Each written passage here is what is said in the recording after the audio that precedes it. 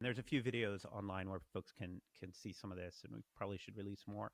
And one of the reasons we did that was we wanted to ground everything in what could we represent in Engine and not get ahead of ourselves thinking just because I got Claude or ChatGPT or Llama or whatever model to come back with a result that, I've achieved, the gameplay that I want.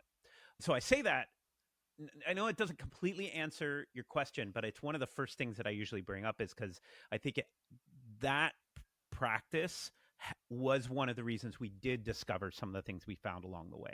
Mhm. And so then the next part was then, since we now have these two things hooked up, and there's a lot that kind of goes into that, but nevertheless, we just started experimenting, to be honest. Like early on, we had this idea of, we're going to kind of do this from an engineering perspective, like breadth first search. Like we're not going to say like, okay, AI dialogue, let's solve AI dialogue, right? Like it's like, well, we have a bunch of different ideas. And there were many that we thought, this is never going to work. This is just silly. Like obviously cannot work. And we try it and something happens and we're like, oh, well, maybe we were wrong. And Mhm. and vice versa, right? So like I want to say that, we were very insightful and had this master plan at the beginning, but nope, we were just the simplest, stupidest thing of just, what are all the things we can do? Let's start trying them.